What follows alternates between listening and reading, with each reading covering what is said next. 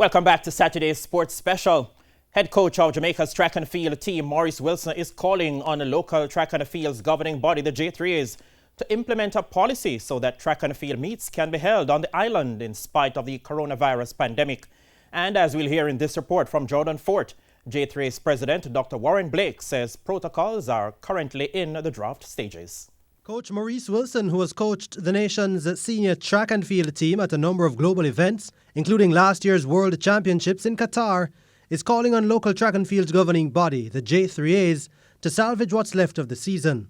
Wilson, who also runs the GC Foster-based Sprintech program, is advocating for the staging of meets, which he says can act as a dress rehearsal for what could be the new normal amidst COVID-19. We'll be trying to do so, enforce those protocols that have been given from IAAF, and the protocols that we have locally, and see how they work.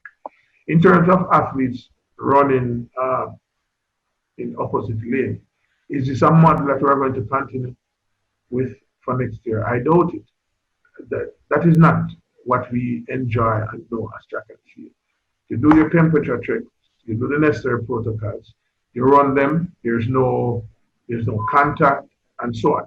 So you develop a template that you think can carry you into next year. Wilson says the importance of having these meets has been brought into even sharper focus as it's becoming increasingly difficult to motivate his charges. It is going to be very difficult to go up to August if there's no form of motivation. When I'm referring to motivation, not necessarily financial motivation, I'm referring to the motivation of competition.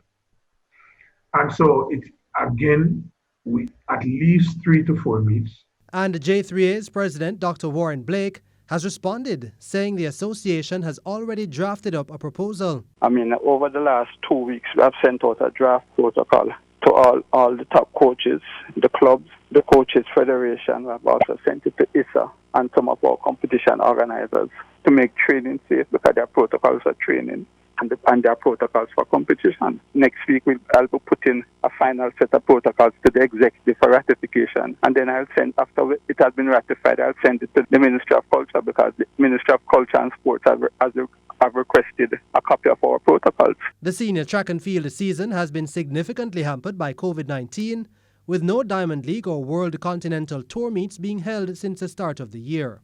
Jordan Fort, TVJ Sports.